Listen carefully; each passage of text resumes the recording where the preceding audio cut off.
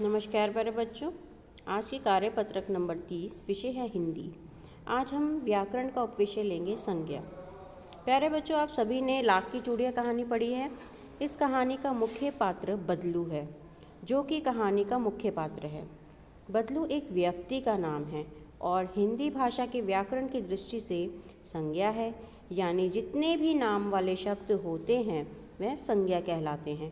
चाहे वो किसी व्यक्ति का नाम हो, वस्तु का नाम हो, स्थान का नाम हो, जगह का नाम हो, भाव का नाम हो, व्यक्ति का नाम हो, ये सब जितने भी नाम हैं सभी नाम वाले शब्द संज्ञा कहलाते हैं। अतः हम जानते हैं कि कोई भी नाम, चाहे वह किसी वस्तु, स्थान का हो, जाति का हो, भाव आदि का हो, व्याकरण की दृष्टि से संज्ञा ही कहलाता है। अब संज्ञा के कितने भेद होते हैं? संज्ञा को 3 भेदों में बांटा गया है। पहला, व्यक्तिवाचक संज्ञा। व्यक्तिवाचक यानी किसी का प्रॉपर नेम, जैसे सुमित, महात्मा गांधी, दिल्ली, भारत इत्यादि। जैसे कि मेरा नाम है उर्वशी, आपका नाम है इल्मा, आपका नाम रुखसार भी हो सकता है, कुछ भी हो सकता है। यानी किसी का पूरा नाम, प्रॉपर नाम व्यक्तिवाचक संज्ञा कहलाता है। अगला है जातिवाचक संज्ञा। जैसे मेरा व्यक्तिवाचक संज्ञा में मेरा नाम है उर्वशी, और जातिवाचक में मैं कौन हूँ, मैं किस जाति से संबंधित हूँ, मैं लड़की हूँ। मेरी जाति क्या है? लड़की। अगर मैं बोलूँ यमुना, यमुना एक किस जाति की है? यमुना नदी की जाति की है। यमुना की जाति क्या है? नदी है। हिमालय, हिमालय किस जाति का है? पहाड़, पर्वत इन जातियों में गिने जाते हैं।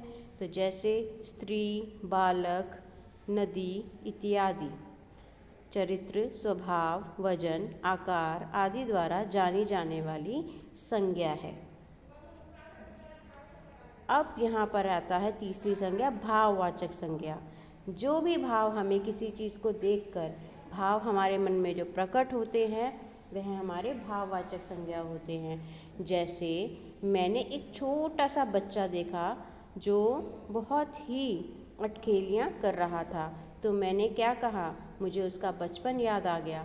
मैंने बोला बचपन में ये सब हरकतें तो करते ही हैं बच्चे। वाह कितनी सुंदर मूरत है, वाह कितनी सुंदर पोशाक पहनी है, कितनी नाजुक सी कलम है। ये सब चीज़ें जो हमारे मन में किसी चीज़ को देखकर सबसे पहले उत्पन्न होती हैं, जो सबसे पहला भाव आता है हमारे मन में, वो भाववाचक संज्ञा का ही हिस्सा है। जिसमें कोई व्यक्ति नहीं है, पर ना आकार है ना वजन है, परंतु उसका अनुभव होता है। प्रसन्नता, प्रसन्नता को कोई छू सकता है? नहीं छू सकता। प्रसन्नता का आकार जानते हो आप? नहीं जानते, परंतु प्रसन्नता को हम महसूस कर सकते हैं, क्योंकि वो हमारे मन का भाव है। मन के भावों को ना ही छुआ जा सकता है, ना ही उनका आकार होता है, और ना ही कोई उनका वजन होता है। उनको केवल आप अनुभव के ज़रिए महसूस कर सकते हैं। जैसे कि अब देखिए नीचे, व्यक्तिवाचक संज्ञा, जातिवाचक संज्ञा और भाववाचक संज्ञा, इन तीनों संज्ञाओं के बारे में आप इनमें से छांटकर शब्द को लिखेंगे। जैसे कि पहला शब्द है बदलू। बदलू काका तो आप जानते हैं ना, बदलू किसी व्यक्ति का नाम है, तो ये कहाँ जाएगा? व्यक्तिवाचक संज्ञा में। बेलन, जिससे हम रोटी बनाते हैं, ये भी जाएगा व्यक्तिवाचक संज्ञा में। ऐसे ही बाकी शब्दों को भी आप देखिए कि इन तीनों बच्चों में बांटने हैं ये शब्द, व्यक्तिवाचक संज्ञा, जातिवाचक संज्ञा और भाववाचक संज्ञा में। दूसरी, भारत एक विशाल देश है। कौन सी संज्ञा है भला? भारत, यह व्यक्तिवाचक संज्ञा है। विशाल देश है, तो यह कौन सी संज्ञा कहलाएगी? बिल्कुल व्यक्तिवाचक संज्ञा है यहाँ पर। और इनमें से भाववाचक संज्ञा चुननी है आपको। तो प्रश्न 3 में इन 4 शब्द दिए गए हैं, घृणा, लोहा, गंगा, बनारस। कौन सा भाव? लोहा आप छू भी सकते हैं और उसका वजन भी कर सकते हैं। गंगा को आप छू भी सकते हैं और उसका परिमाण भी जान सकते हैं। बनारस आप देख भी सकते हैं और उसका आकार भी जान सकते हैं, लेकिन घृणा हमारे मन का भाव है। उसको ना तो आप छू सकते हैं, ना उसका आकार जान सकते हैं, ना ही उसका वजन कर सकते हैं।